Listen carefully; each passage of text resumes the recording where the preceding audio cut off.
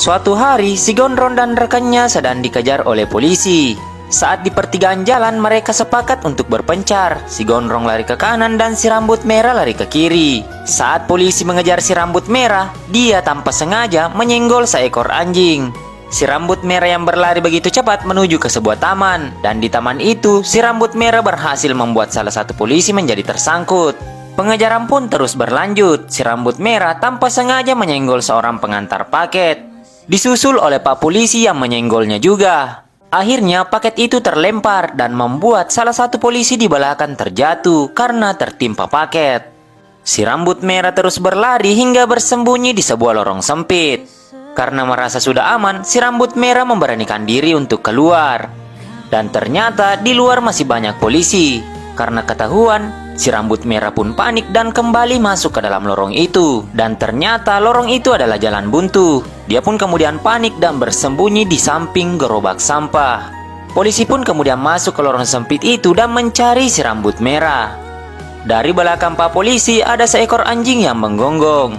Pak polisi pun kemudian balik badan dan di saat itu juga si rambut merah memanfaatkan keadaan. Dia kemudian meloncat dan menendang pak polisi dari belakang. Pak polisi pun terlempar dan akhirnya pingsan. Tidak lama kemudian terdengar mobil polisi yang mendekat ke tempat itu. Si rambut merah tidak kehabisan akal, dia kemudian menarik polisi pingsan itu dan mengambil seragamnya. Akhirnya si rambut merah menyamar jadi polisi. Anggota polisi yang lain berhenti di tempat itu. Dia kemudian menanyakan kemana perginya si rambut merah.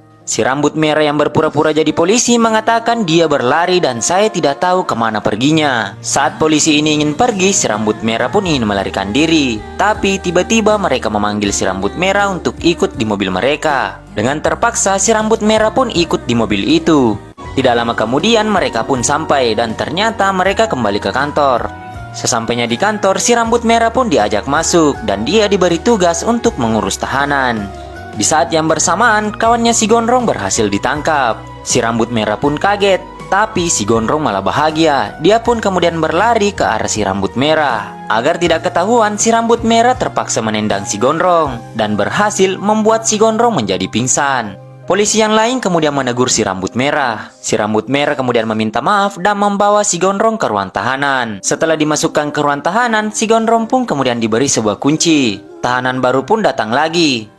Si rambut merah kemudian mendapat tugas untuk mengantar tahanan itu. Dan tiba-tiba saja polisi yang kehilangan seragamnya itu datang. Dia kemudian melaporkan ke anggota polisi yang lain kalau si rambut merah yang mengambilnya.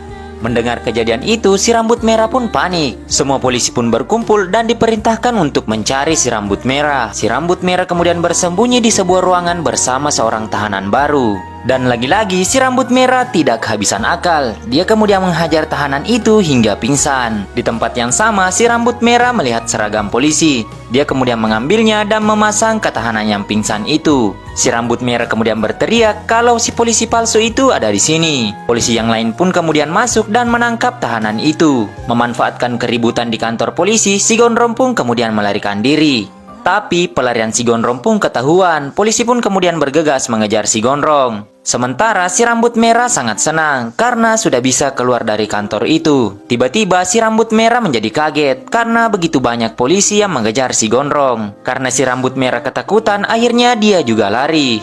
Karena kepanikan si rambut merah dan si Gondrong, akhirnya mereka bertabrakan. Polisi pun kemudian datang dan berhasil menangkap si Gondrong. Sementara si rambut merah mengangkat tangannya. Pak polisi yang melihat kejadian itu terus menertawai si rambut merah. Dia mengatakan kalau kamu bukan tahanan, tapi kamu adalah seorang polisi yang hebat karena berhasil menangkap tahanan yang kabur. Si rambut merah pun tertawa bersama polisi itu dan pada akhirnya si rambut merah menjadi polisi selamanya. Buat kalian yang ingin jadi polisi, jangan lupa like, share, komen, dan follow biar tidak ketinggalan cerita seru menarik berikutnya.